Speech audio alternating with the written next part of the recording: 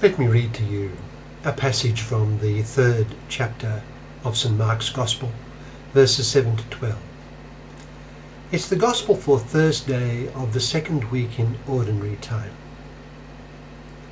St. Mark writes, Jesus withdrew with his disciples to the lake, and a large crowd from Galilee followed.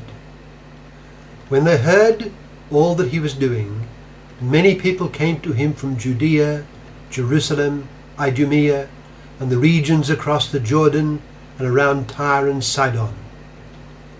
Because of the crowd, he told his disciples to have a small boat ready for him, to keep the people from crowding him. For he had healed many, so that those with diseases were pushing forward to touch him.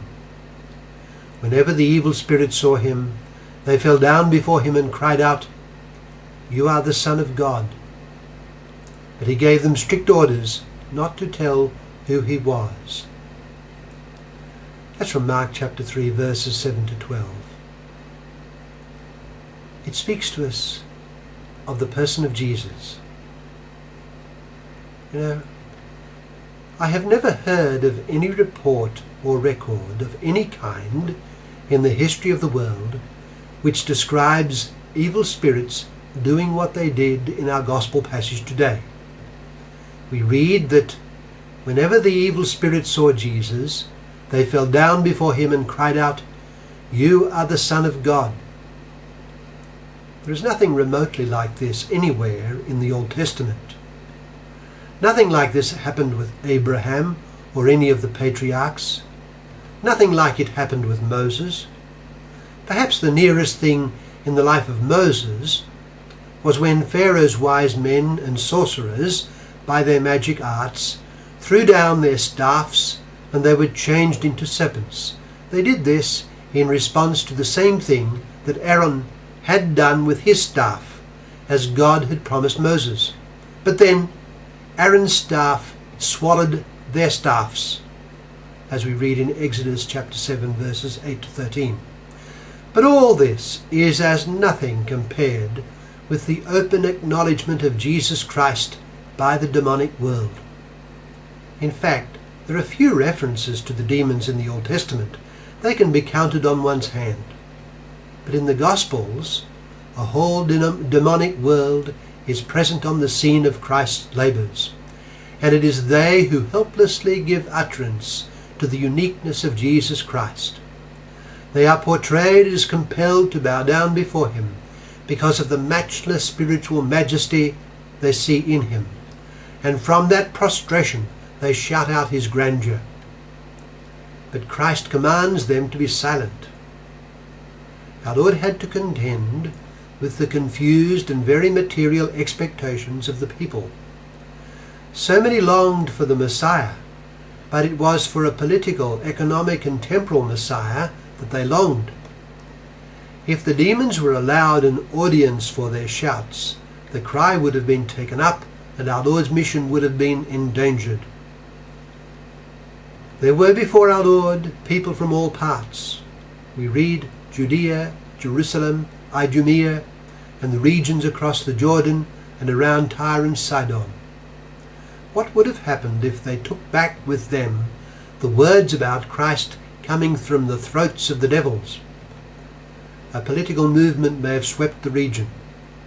On one occasion, after our Lord had fed the multitude with a handful of food, as we read in John chapter 6 verse 15, the cry went up that he was to be their king. Our Lord escaped to the hills. Our Lord was driven by an all-consuming love for God's chosen people. He was the one for whom God had been preparing his people for centuries, the blessing for the nations which the children of Israel were to offer the world. His mission was to the beloved people of God, the people of God's own choice, the house of Israel. He wished to draw them to him. As he said near the moment of his passion, while gazing on Jerusalem, how he wished to gather them as a hen gathers her chicks under her wings. And this he was doing in our gospel passage today, Mark chapter 3 verses 7 to 12.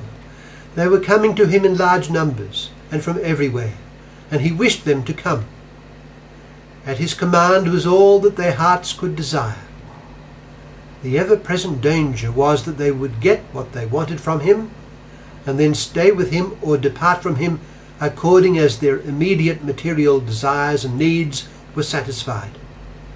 They wanted health, and this was a good and legitimate aspiration. They wanted freedom from the evil spirits, and this was a better aspiration still.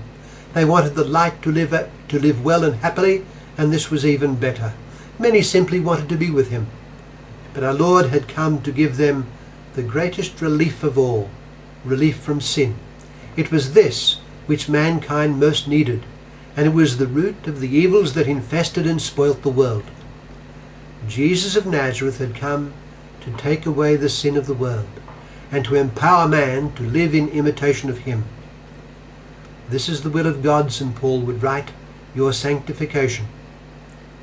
Christ had come to change their hearts of stone and to give them hearts of flesh, which is to say, a heart throbbing with the divine life that filled his own sacred heart.